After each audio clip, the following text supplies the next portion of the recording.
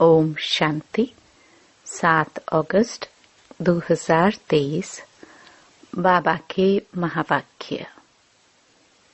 मीठे बच्चे, याद की लंबी सीढ़ी पर तब चढ़ सकेंगे जबकि बाप से सच्ची प्रीत होगी। याद की दौड़ी से ही विजय माला में आएंगे। प्रश्न। एक बाप से सच्ची प्रीत है तो उसकी निशानी क्या दिखाई देगी? उत्तर। अगर सच्ची प्रीत एक बाप से है तो पुरानी दुनिया, पुराने शरीर से प्यार खत्म हो जाएगा। जीते जी मर जाना ही प्रीत की निशानी है।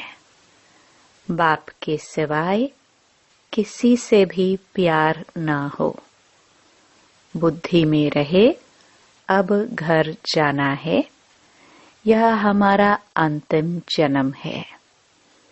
बाबा कहते, बच्चे, तुमने 84 जन्मों का खेल पूरा किया।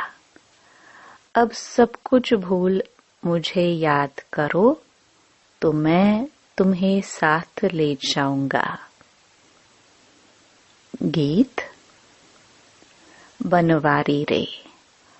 ओम शांति। मीठे मीठे सिखिलदे बच्चों ने यह गीत सुना कि यह है झूठी दुनिया। झूठ खंड भारत के लिए कहा जाता है। हरेक को अपने अपने बर्थ प्लेस का ख्याल रहता है। अभी बच्चे कहते हैं, हमारा इस झूठ खंड से कोई ताल्लुक नहीं, क्योंकि इसमें तो बहुत दुख है। अभी तो सुख का नाम निशान नहीं है। झूठ खंड की आयु अब बहुत थोड़ी रही है। यह अंतिम जन्म है। इसको झूठ खंड मृत्यु लोक कहा जाता है। वह है अमर लोक। मृत्यु लोक में काल खा जाता है। फिर पुनर्जन्म झूठी दुनिया में ही लेते हैं। बच्चे जानते हैं कि अब हमने 84 जन्म पूरे किए। अब हमारा इस दुनिया से कोई वास्ता नहीं। बाबा आए हैं लेने लिए, तो इस पुरानी दुनिया से हमारा कोई ताल्लुक नहीं। तुम्हारी बाप से प्रीत जुटी है तो वर्षा भी तुमको मिलता है। बाकी यादव कौरवों की है विपरीत बुद्धि, अर्थात बाप को जानते ही नहीं। अभी तुम बच्चों की एक बाप के साथ ही प्रीत बुद्धि है। बाप कहते हैं कि गृहस्थ व्यवहार में भल रहो, बाप को याद करो। अभी सब एक्टर्स का पाठ पूरा होता है। सबके शरीर छूटने हैं। सबको वापस घर ले जाना है। मनुष्य मरना नहीं चाहते हैं। तुम तो जीते जी मर चुके हो। इस दुनिया में कोई से प्यार नहीं। इस शरीर से भी प्यार नहीं। आत्मा को रोशनी मिली है। हम बाप के बच्चे हैं। हमारे 84 जन्म अब पूरे हुए। अब खेल पूरा हुआ। हम सो देवता थे, फिर क्षत्रिय, वैश्य, शूद्र बने। अब हम फिर ब्राह्मण बने हैं। यह चक्र पूरा याद रखना है। आत्मा कहती है कि बरोबर पुनर्जन्म लेते लेते अभी यह अंतिम जन्म है। बाप आया है लेने लिए। अनेक बार हमने 84 जन्मों का चक्कर लगाया है। स्वदर्शन चक्रधारी बने होना। समझाया जाता है कि ऐसे हमने 84 जन्मों का चक्कर लगाया है। सभी भारतवासियों के पूरे 84 जन्म नहीं कहेंगे। जो ब्राह्मण बनते हैं वही समझते हैं। 5000 वर्ष पहले भी समझाया था, हे बच्चे, तुम अपने जन्मों को नहीं जानते हो। 84 लाख जन्मों का तो कोई वर्णन भी न कर सके। अभी तुमको सभी धर्मों के चक्कर का भी पता पड़ गया है। हिसाब किताब में जो होशियार होंगे वह झट समझ जाएंगे, बरोबर फलाने धर्म को इतने जन्म लेने चाहिए। तुमको भी पूरा निश्चय है कि हमने 84 जन्म पूरे किए। अब बाप वापस लेने लिए आए हैं, जिसके लिए ही यह महाभारी लड़ाई है। उन सब की है विनाश काले विपरीत बुद्धि। विनाश काल है ही कलयुग के अंत और सतयुग आदि के संगम पर। सतयुग और त्रेता के संगम को विनाश काल नहीं कहेंगे। वहां तो वृद्धि को पाते रहते हैं। अभी सबका विनाश होना है। इसको विनाश काल कहा जाता है। अभी तुम्हारा अंतिम जन्म है। इसके पहले बाप आए तो कह न सके कि तुम्हारा यह अंतिम जन्म है।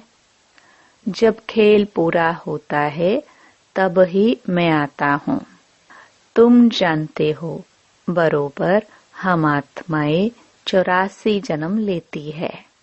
गाया भी जाता है कि कुमारी वह जो 21 कुल का उद्धार करे। अब वह तो समझते नहीं कि 21 कुल किसको कहा जाता है। भारत में कुमारियों की बहुत मान्यता है, पूजते हैं। जगदम्बा भी कुमारी है ना। कुमारी को फिर जगदम्बा कहना, इसका भी अर्थ चाहिए ना। जगत अम्बा है तो जगत पिता भी चाहिए ना। जगत पिता के साथ माता भी चाहिए। ऐसे तो बहुत माताएं हैं जिनको जगत माता भी कहते हैं। अखबार में भी पढ़ा था, कोई माता को जगत माता लिखा था। अब जगत माना सारी सृष्टि। तो जगत की माँ एक होगी या 10-20 होंगी। रचता बाप एक है तो माता भी एक चाहिए ना। इतनी माताएं सब जगत के मालिक हैं। जगत की माता तो एक है ना, जगत अम्बा। तो अभी तुम बच्चों की प्रीत है एक शिव बाबा से। तुम्हारे में भी नंबरवार पुरुषार्थ अनुसार है जिनकी पूरी प्रीत है। सजनी की एक साजन से, बच्चों की एक बाप से प्रीत होनी चाहिए और सबसे प्रीत तोड़नी पड़े। नष्टो मोहा बनना है। पुरानी दुनिया से मोह नष्ट। जैसे पुराना घर होता है तो बाप नया बनाते हैं। जब नया बन जाता है तो उसमें बैठ पुराने को खलास कर देते हैं। बाप कहते हैं, मैं तुम्हारे लिए स्वर्ग नई दुनिया रचता हूँ। नई दुनिया में नई दिल्ली है। यही जमुना का कंठा है जहाँ तुम राज्य करते हो। तुम जानते हो भक्ति का बहुत बड़ा विस्तार है। ज्ञान तो बिल्कुल थोड़ा है, 1 सेकंड का। बीज को जानने से सारा झाड़ आ जाता है। भिन्न भिन्न वैरायटी धर्मों का झाड़ है। उसमें मुख्य फाउंडेशन है देवी देवता धर्म। आधा कल्प में सिवाय एक धर्म के और कोई धर्म है नहीं।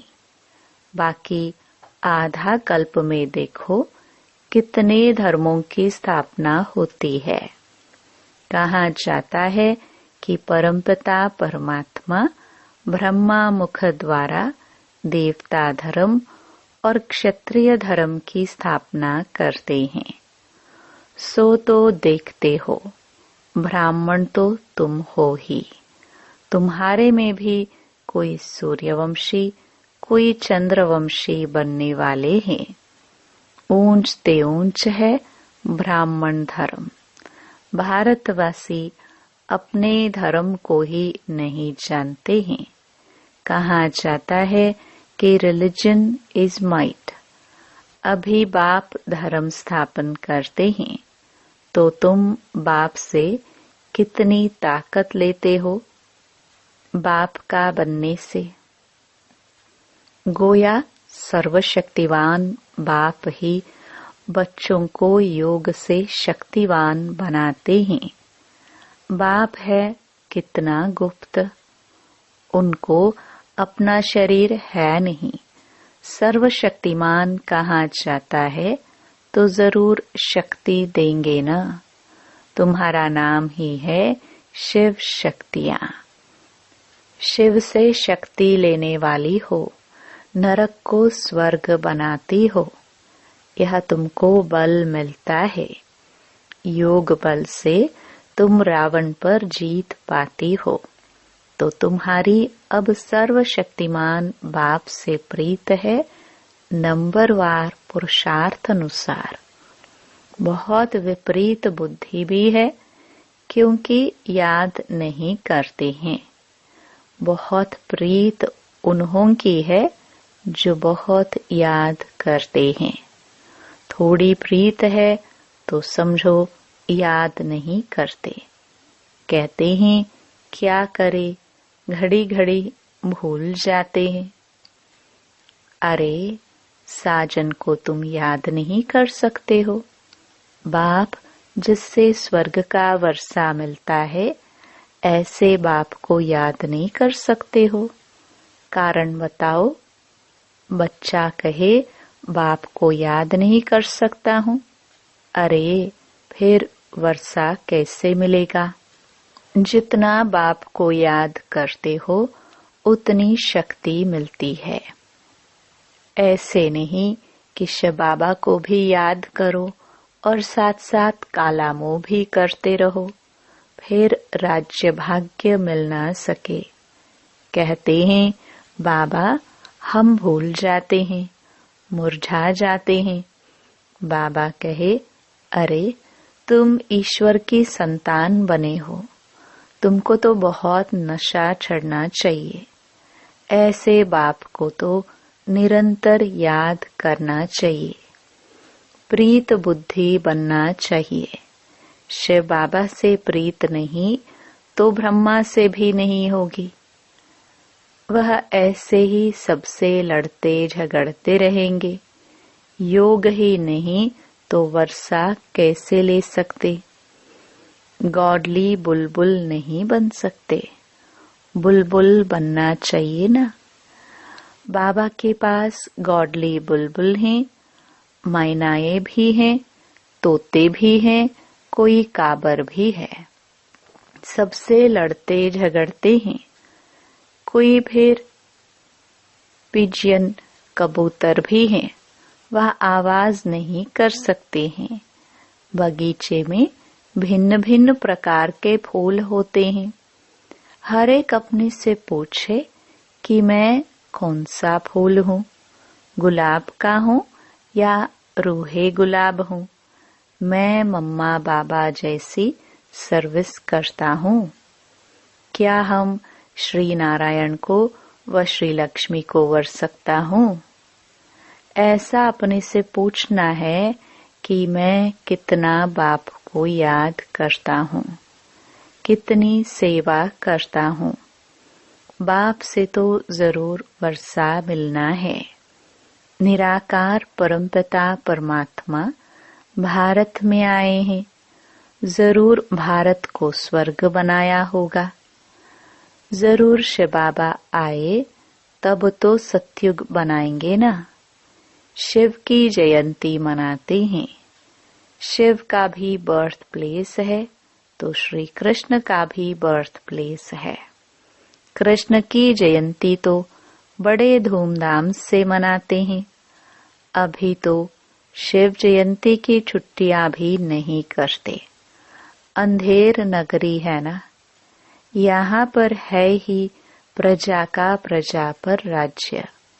होना चाहिए राजा रानी का राज्य। वह तो ड्रामानुसार है ही नहीं।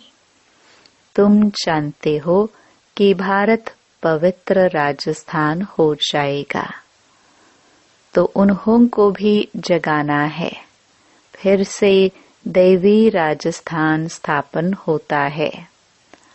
अभी आसुरी राजस्थान हो गया है। पहले भारतवासी पवित्र थे, अभी तो अपवित्र बने हैं। तब तो लोग उन्हों की पूजा करते हैं। अभी तो नो राजस्थान। तुम चिट्ठी लिख सकते हो अथवा अखबार में भी डाल सकते हो कि भारत 5000 वर्ष पहले दैवी राजस्थान था, अभी नहीं है। तुम हो ईश्वरीय बहन भाई। तुम हो बहुत थोड़े। गाया भी जाता है राम गयो रावण गयो। समझना चाहिए कि हम बाकी बहुत थोड़ा समय है। बाप से वर्षा तो लेते रहें, साथ साथ भविष्य का भी ख्याल करो।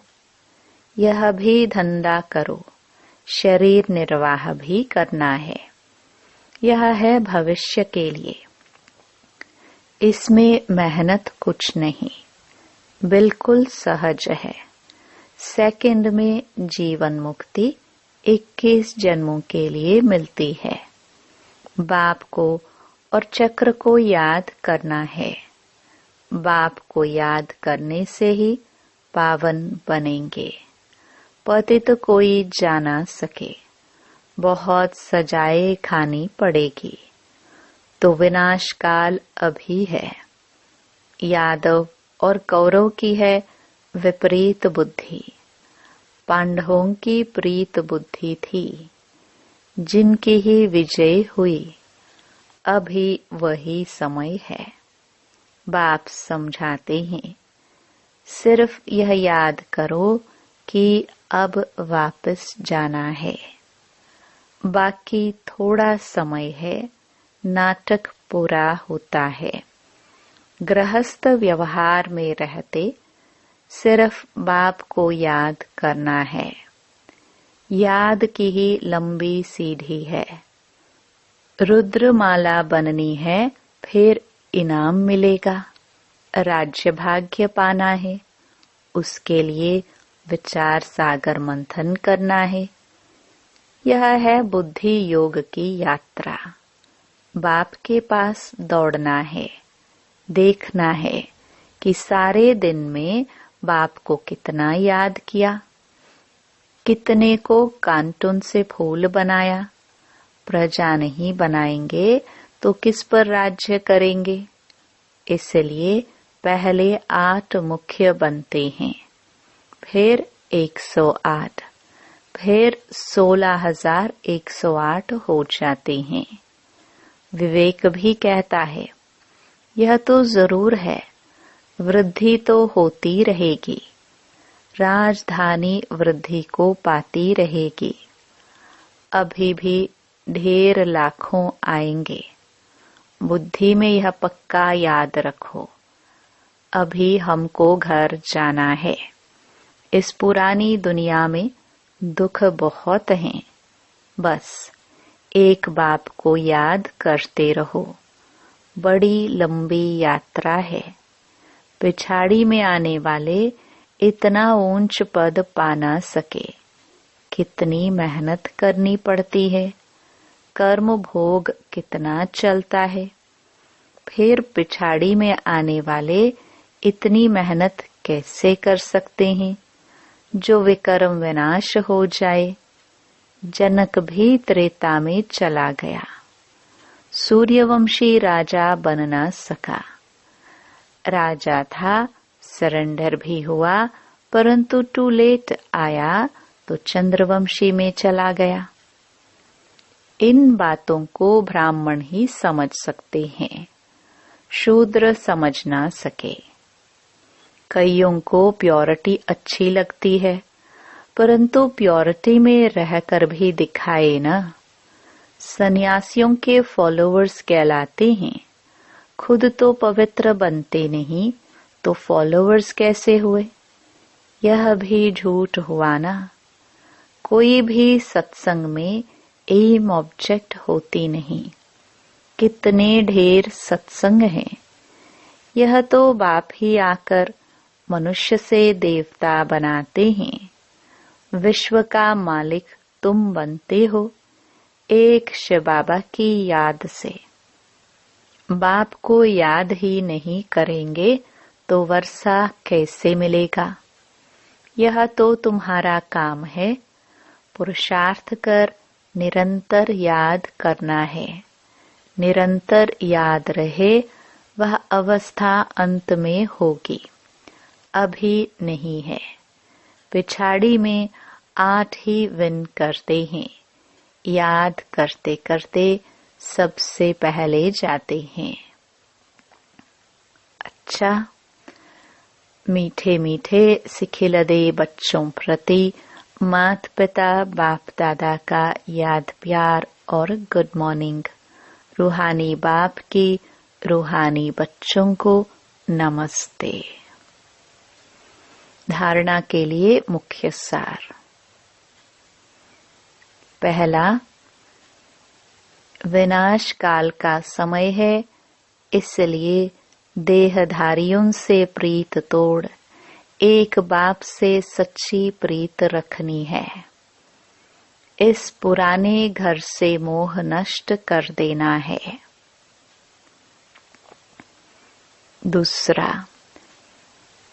ज्ञान की बुलबुल बन आप समान कांटों को फूल बनाने की सेवा करनी है। याद की दौड़ लगानी है।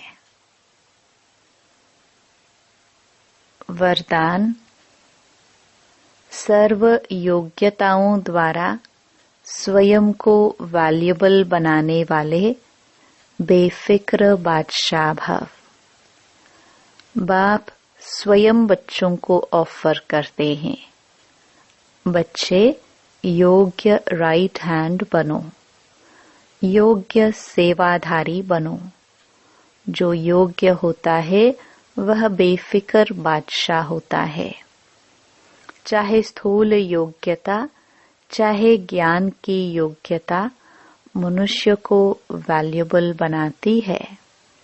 योग्यता नहीं तो वैल्यू नहीं रहती। रूहानी सेवा की योग्यता सबसे बड़ी है। ऐसी योग्य आत्मा को कोई भी बात रोक नहीं सकती। योग्य बनना माना मेरा तो एक बाबा, बस, और कोई बात बुद्धि में न हो। स्लोगन, एक रस स्थिति का अनुभव करना है तो एक बाप द्वारा सर्व रसों की अनुभूति करो। ओम शांति।